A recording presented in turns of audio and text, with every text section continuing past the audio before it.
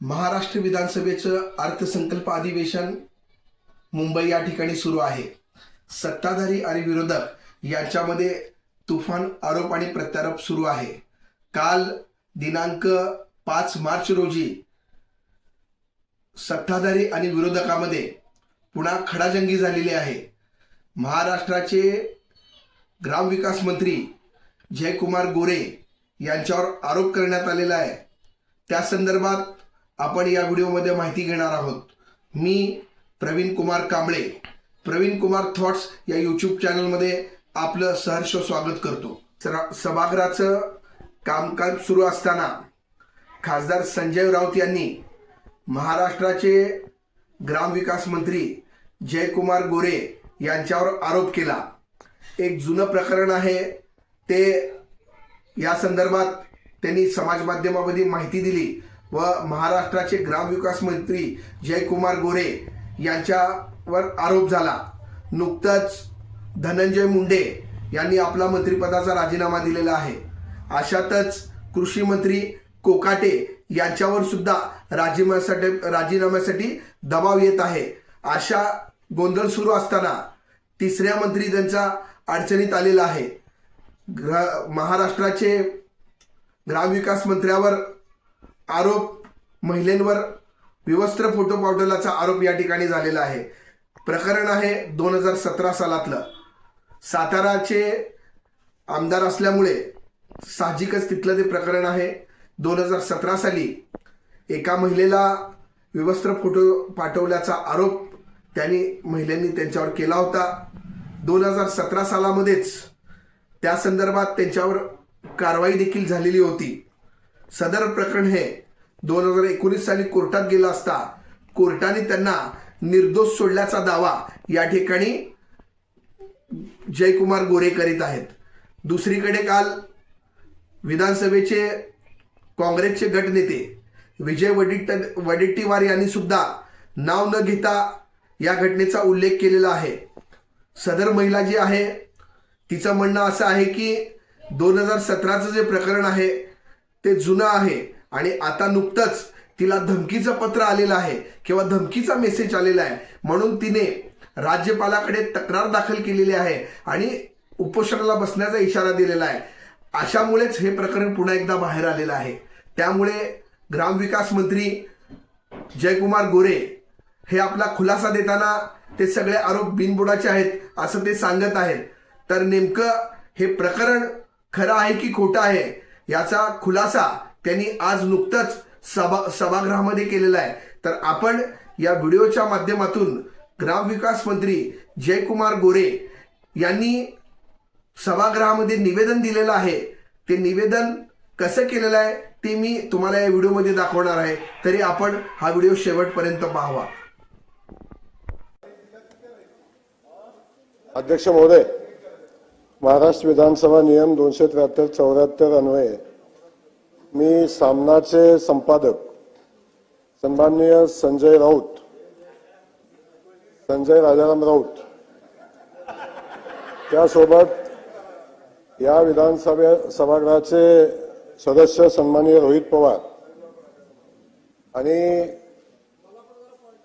लय भारी म्हणून एक यूट्यूब चॅनल आहे त्याचे तुषार खरात यांच्या विरोधात मी हक्कभंगाचा प्रस्ताव अध्यक्ष महोदय मी मांडतोय।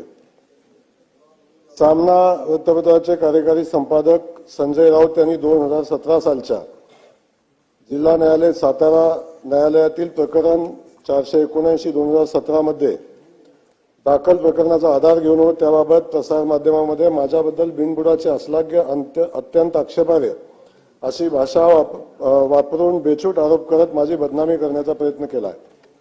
त्यामुळे माझी जनमानसातील प्रतिमा मलिन करण्याचा प्रयत्न, राज्याचा मंत्री म्हणून मला सभागृहात काम करत असताना चुकीच्या बातम्यामुळे टीकेला तोंड द्यावे लागले, सभागृहाच्या कामकाजावर देखील त्याचा परिणाम व्हावा असे जाणीवपूर्वक कृत्य केले आहे। वास्तविक पाहता सदर गुन्ह्यात माझी 2019 मध्येच न्यायालयाने निर्दोष मुक्तता केलेली आहे। त्याबाबतचा निकाल सोबत जोडला आहे। तसेच याबाबत सर्व मुद्देमाल नष्ट करण्याचे आदेश न्यायालयाने दिले आणि तसा सर्व मुद्देमाल नष्ट पण अध्यक्ष महोदय केलेला आहे आणि याबाबत न्यायालयाने निकालपत्र दिलेले आहे। तरी देखील संजय राऊत यांनी विविध प्रसार माध्यमांच्या समोर, प्रतिनिधींच्या समोर जाणीवपूर्वक माझी बदनामी केलेली आहे. त्यामुळे त्यांनी माझा व सभागृहाचा विशेषाधिकार भंग तसेच न्यायालयाचा अवमान केलेला आहे. सार्वभौम सभागृहाचा अपमान केलेला आहे. म्हणून मी संजय राऊत, कार्यकारी संपादक सामना यांच्याविरुद्ध अध्यक्ष महोदय मी हक्कभंगाचा प्रस्ताव मांडतोय. त्यासोबत अध्यक्ष महोदय, या सभागृहाचे सदस्य रोहित पवार यांनी सभागृहाच्या बाहेर अधिवेशन चालू असताना याच प्रकरणावर, आता मी पुन्हा तोच विषय वाचून अध्यक्ष महोदय न दाखवता हाच त्यांच्या विरोधात मी हक्कभंगाचा प्रस्ताव दाखल केलेला आहे. अध्यक्ष महोदय, त्यासोबत एक युट्यूब चॅनल अध्यक्ष महोदय लय भारी म्हणून आहे. त्या युट्यूब चॅनलच्या माध्यमातून अध्यक्ष महोदय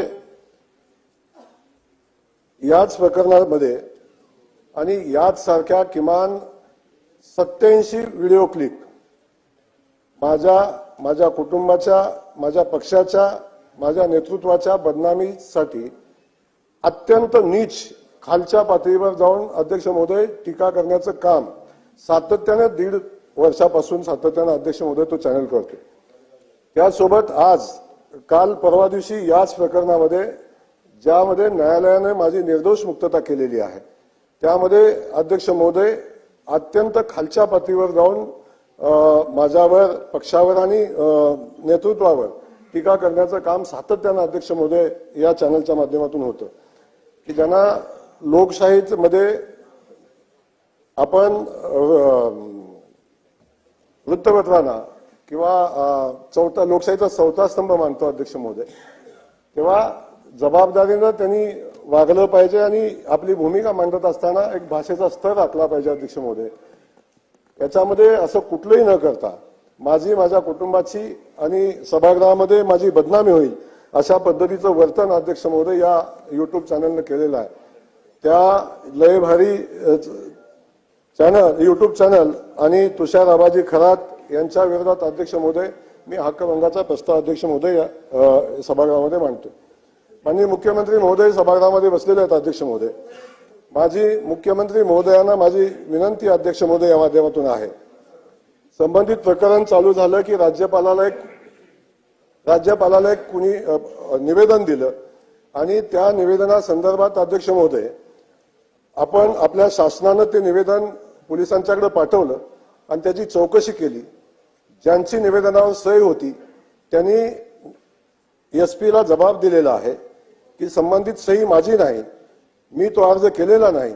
या प्रकरणाची सुरुवात पुन्हा नव्यानं इथून झाली आणि याची माहिती आपण मुख्यमंत्री महोदय आपण घ्यावी.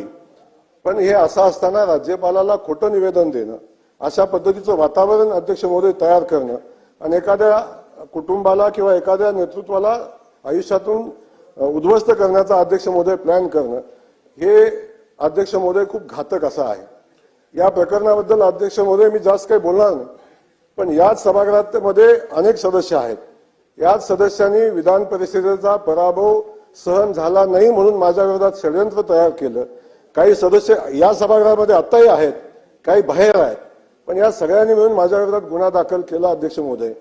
आणि त्याच्यावर कारवाई करत असताना जी वस्तुस्थिती समोर आली, पण माझं या माध्यमातून सांगेन अध्यक्ष महोदय, माझ्या वडिलांचं निधन झाल्यानंतर अस्थि विसर्जन सुद्धा करायची वाट बघितली नाही. 8 वर्षापूर्वीचं प्रकरण अध्यक्ष महोदय काढलं, कदाचित 10व्या दिवशी पण करता आलं असतं, पण एवढी सुद्धा नीतिमत्ता दाखवण्याचं काम अध्यक्ष महोदय यातून केलं नाही. माझी अध्यक्ष महोदय आपल्याला माझी विनंती आहे मुख्यमंत्री महोदय, या प्रकरणाचा निकाल न्यायालयाने दिलेला आहे. सभागृहाचे सदस्य काही लोक सांगतात अध्यक्ष महोदय न्यायालयानं स्पष्ट सूचना दिलेल्या, त्या वेळचं सगळं रेकॉर्ड अध्यक्ष महोदय न्यायालयाने डिस्ट्रॉय केलेलं आहे. तरी सुद्धा सभागृहाचे सदस्य सांगतात की सगळं रेकॉर्ड आमच्याकडे आहे. म्हणजे न्यायालयानं दिलेल्या निर्णयाचा अवमान करण्याचा अधिकार यांना कोणी दिला. अध्यक्ष महोदय, याही संदर्भात माझी विनंती, आपल्याला याची चौकशी झाली पाहिजे. या सगळ्यामध्ये अध्यक्ष महोदय माझ्यावर कारवाई केली किंवा माझ्यावर जे प्लॅन होता आजपर्यंत आपण सगळ्यांनी बघितलं, सभागृहानं अनेकदा अनुभवलेला आहे. आता याच्यात त्यांची चूक नाही अध्यक्ष महोदय, माझी चूक आहे की मी सर्वसामान्य कुटुंबातून आलोय. माझ्या मागे राजे महाराजांचा कुठल्या संस्थानिकाचा आशीर्वाद नाही, पण सामान्य कुटुंबातल्या एखाद्या युवकानं पुढे यावं, राजकीय क्षेत्रामध्ये काम करावं, अशा पद्धतीचं सहन न होणारी मंडळी अध्यक्ष महोदय या ठिकाणी अशा पद्धतीचं प्लॅन करतात आणि कायम या बदनामीचं षडयंत्र अध्यक्ष महोदय आजपर्यंत केलं. माझी सभागृहालाही विनंती या माध्यमातून आहे, आजपर्यंत ज्या कुठल्याही गुन्ह्यामध्ये सहभागी नसणाऱ्या जयकुमार गोरेनं आजपर्यंत किमान 28 गुन्ह्यामध्ये सामोरं जायचं आतापर्यंत काम केलं, त्याला प्रत्युत्तर दिलं आणि संघर्ष करून आज इथं उभा राहिलं. पण माझी या माध्यमातून विनंती एवढीच अध्यक्ष महोदय आहे, असे असंख्य प्रसंगाला सामना देत असताना एखादा जयकुमार संघर्ष करून पुढे पोहोचतो, पण अशा अनेक नेतृत्वाला संपवण्याचं काम आजपर्यंत अध्यक्ष महोदय या अनेक लोकांनी अगदी प्लॅन करून केलेला आहे. माझी मुख्यमंत्री महोदय आपल्याला विनंती आहे, जयकुमार दोषी असेल तर त्याला फासावर द्या, सोडू नका. पण माझी या माध्यमातून आपल्याला विनंती आहे, अशा पद्धतीचं अर्ज देणं, अशा पद्धतीचं प्लॅन करणं, राज्यपालाला अर्ज देणं आणि त्याच्यावर आपण चौकशी केल्यानंतर संबंधितांनी ज्यांनी अर्ज केला ते सांगतात की मी अर्ज केला नाही, अशी चौकशी अध्यक्ष महोदय याची मुख्यमंत्री महोदय याची चौकशी झाली पाहिजे आणि त्याच्यावर त्याचा सोक्ष लागला पाहिजे, त्याच्यावर कारवाई झाली पाहिजे. जर राज्यपालाचा अर्ज त्यांनी केलेला नाही तर त्या युट्यूब चॅनलकडून कसा पोहोचला आणि त्यातून बातम्या कशा तयार झाल्या याही संदर्भात चौकशी मुख्यमंत्री महोदय झाली पाहिजे. माझी आपल्याला मनापासूनची विनंती आहे की आपण या संदर्भातली चौकशी कराल आणि माझ्यासारख्या सामान्य सदस्याला न्याय द्याल, अशा पद्धतीची भावना या निमित्ताने व्यक्त करतो.